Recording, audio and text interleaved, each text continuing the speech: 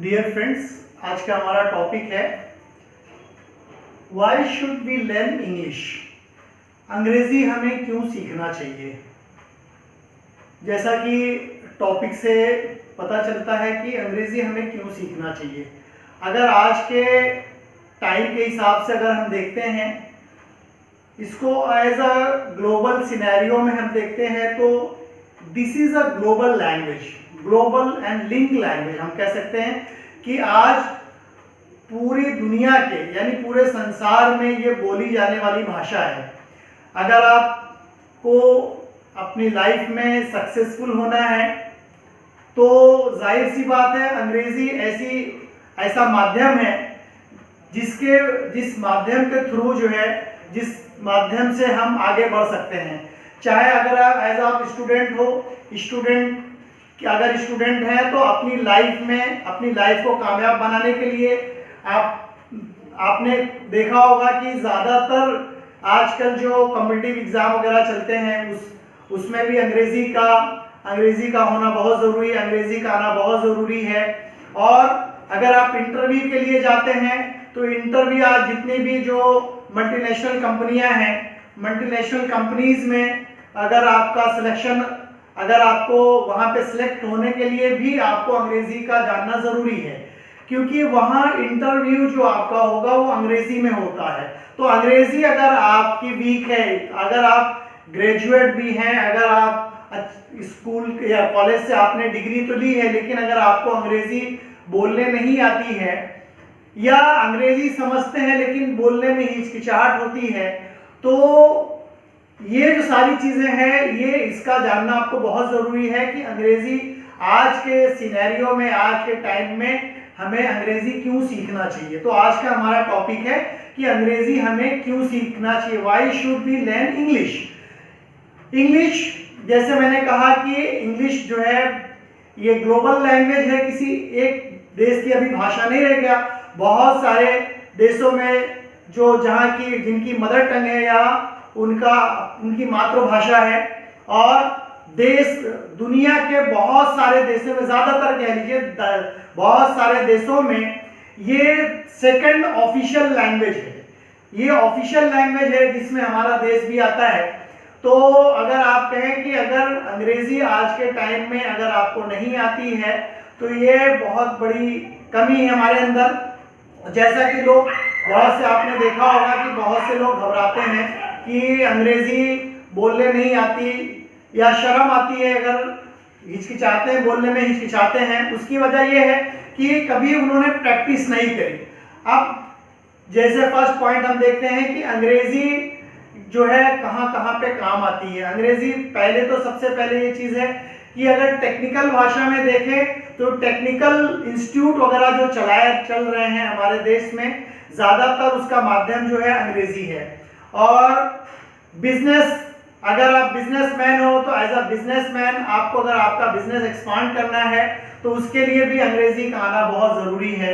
और दूसरी चीज़, अगर आप किसी दूसरे क्षेत्र में जाते हैं, हिंदुस्तानी की बात हम करते हैं, अगर आप दूसरे क्षेत्र में, देश के दूसरे क्षेत्रों में जाते हैं, दूसरे एरियाज में जाते हैं जहाँ पे आपको उनकी लैंग्वेज नहीं आती है, वहाँ की क्षेत्रीय भाषाएं होती हैं, तो उन क्षेत्रीय भाषाओं में बात करना that is very difficult to communicate with those people because they don't know your टंग।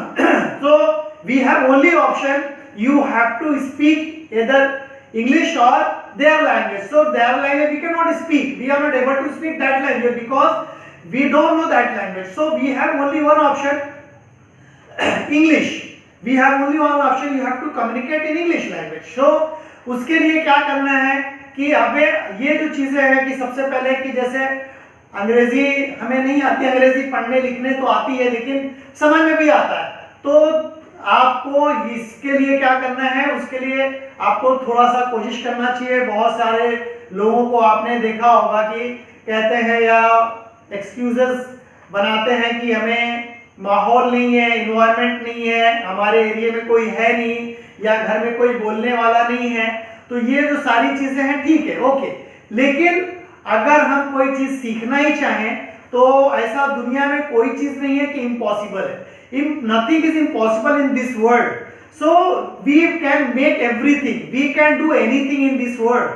जैसे कि मैं आपको कुछ स्टोरी में आपको बताऊंगा कि बहुत सारे लोग हमारे इस धरती पर पैदा हुए, या जो चीज दुनिया में लोग कहते कि ये नामुमकिन थी, उनको मुमकिन बनाया। बहुत सारे ढेरों सारे हमारे एग्जाम्पल है। मेन चीज होता है आपका इंस्पिरेशन, आपका उसके प्रति कितना, आप उसके प्रति आपका कितना लगाव है, कितना उस पर आप फोकस करते हो, कितना उस पर एम्फसाइज करते हो, कितना उसके लिए स्ट्रगल करते हो। अंग्रेजी जहां तक मैं समझता हूं कि अगर वोकैबुलरी के हिसाब से अगर देखा जाए, शब्दों के हिसाब से अगर हम देखें तो हमारी अपनी जो मातृभाषा हिंदी जैसे है, हिंदी को अगर देखेंगे तो अपने अंग्रेजी से कहीं ज्यादा रिच लैंग्वेज है, क्योंकि अंग्रेजी में कुछ ऐसे वर्ड आपको बताऊंगा जो पर्टिकुलर एक ही, बहुत सारे रिलेटिव्स या रिलेशन जो होते हैं एक ही वर्ड से उनको बोला जाता है। जैसे मैं आपको एक एग्जांपल देता हूं कि जैसे हमारे देश में अंकल यानी आपके फादर के भाई, उनको अंकल बोलते हैं, और आपके मम्मी के भाई को भी अंकल बोलते हैं, और आपके ब्रदर के ये बहुत सारी चीजें हैं, मतलब उनको भी हम अंकल कहते हैं। यानी चाहे वो आप जैसे हिंदी में कहते हैं मौसा है, उनको भी हम अंकल कहते हैं, और अपने भाई के ब्रदर को भी हम अंकल कहते हैं। तो ये पर्टिकुलर यहाँ पे तो हम हिंदी में अलग अलग वर्ड है ना, जैसे फूफा है, चाचा है, खालू है, तो इन सारे, मौसा जिसको कहते हैं, तो ये सारे वर्ड जो है अंग्रेजी में उसके लिए पर्टिकुलर एक ही वर्ड है अंकल। तो आप ये कह रहे तीन रिलेशन वालों को हम अलग अलग नामों के अलग अलग शब्दों से उनको बोला जाता है, लेकिन अंग्रेजी में एक ही वर्ड आता है अंकल। तो ये अंग्रेजी जो है अगर कंपेयर करेंगे हमारी अपनी मातृभाषा से, तो that is very difficult to learn Hindi. अगर आप कोई फॉरेनर की बात करेंगे, अगर कोई फॉरेन से आता फॉरेनर है, वो अंग्रेजी सीखना चाहे, हिंदी सीखना चाहे, तो it is difficult to learn Hindi language, क्योंकि यहाँ पे पर्टिकुलर अलग अलग सबके लिए अलग अलग वर्ड्स है। तो लेकिन अंग्रेजी में पर्टिकुलर एक ही वर्ड है, तो ये that is very easy comparing to the our language. तो ये कहना कि अंग्रेजी टफ है, मुश्किल है, डिफिकल्ट है, सो वी कैन नॉट से लाइक दैट कि it is not a difficult, it is easy, because you are thinking, you just kept your mind this thing it is difficult, that's all। और ऐसा कुछ नहीं है। मैं आपको कुछ एग्जांपल बताता हूं। जैसे आपने एक स्टोरी, छोटी सी स्टोरी शेयर करना चाहता हूं कि एडिसन का नाम आप लोगों ने, सभी लोगों ने सुना होगा कि एडिसन जो था, जिसने बल्ब का या बहुत सारे इन्वेंशन किया, बहुत सारे आविष्कार किया उसने। तो ये आज हम देख रहे हैं कि जो लाइट आज हमारे सामने जो बल्ब जल रहे हैं, एडिसन ने इजाद किया था, उसने आविष्कार किया था, उसने इन्वेंशन किया था इसका।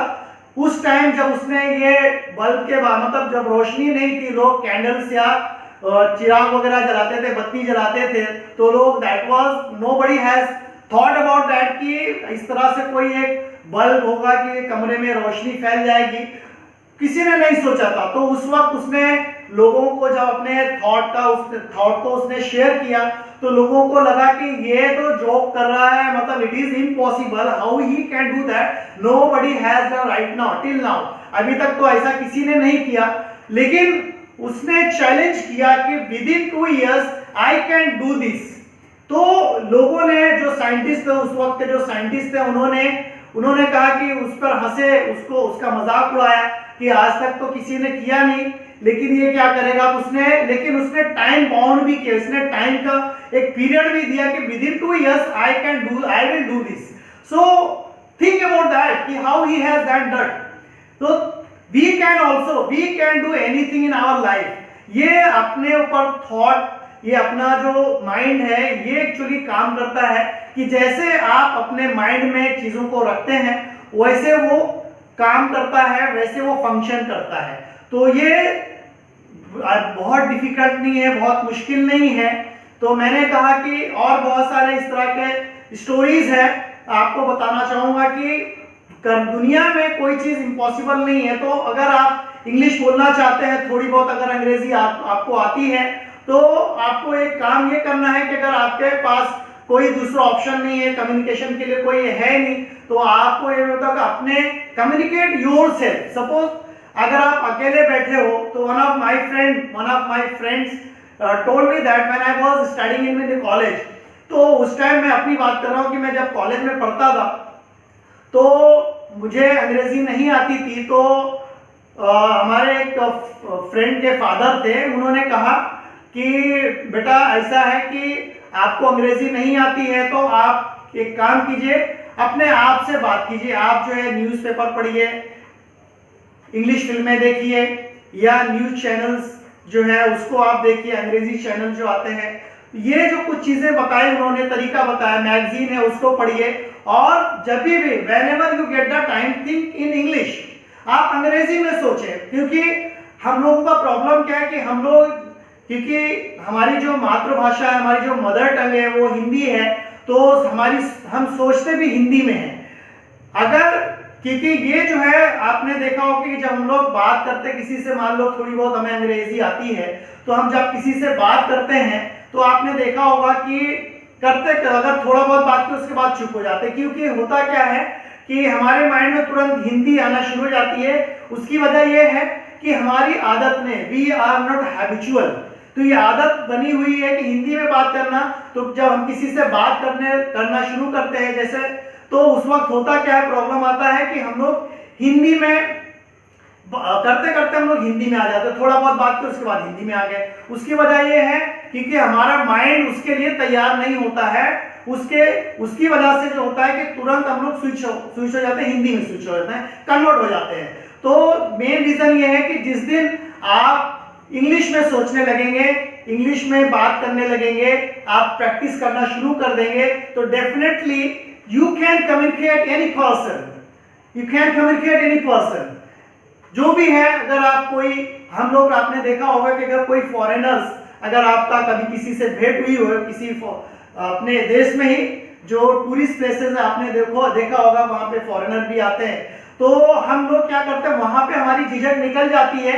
जब हमसे वो कम्युनिकेट करता है तो हम लोग वहां देखते हैं कि हम अंग्रेजी कितनी आती है उसको हम ध्यान में नहीं दे रहे। We are not bother about that कि इधर वी कैन स्पीक और not, we are trying to convince him कि जो भी हमको आता है हम उसको कन्विंस करने की कोशिश करते हैं, या उसको बताने की कोशिश करते हैं, या उसको हम कन्विंस करते हैं कि ये चीज है। तो ये जो चीजें हैं, जब हम उस वक्त हम अंग्रेजी में ही सोचते हैं, क्योंकि ये जो माइंड हमारा है वो उस टाइम ये होता है कि इसको हमें कन्विंस करना है, इसको हमें बताना है चीजों को, तो उस वक्त हम बोलने लगते हैं। तो ये जो चीज है, ये सिचुएशन जो आती है, ये आप माइंड मेकअप कर लीजिए कि हमें अंग्रेजी आती है। जैसे मैंने कहा कि आपके अपने ऊपर बिलीव करना सीख लीजिए। अगर आप बिजनेसमैन हो या स्टूडेंट हो, अगर आपको मैं बताऊं कि अगर देखा होगा कि जो स्टूडेंट जो है, जिनको लैक ऑफ कॉन्फिडेंस होता है, एग्जाम में भी पास नहीं कर पाते, या उस तरह का उस लेवल का उनको मार्क्स नहीं मिलता। सो होता क्या है कि क्योंकि वो खुद कन्विंस नहीं होते हैं कि मुझे कितना मार्क्स इसमें मिलेगा।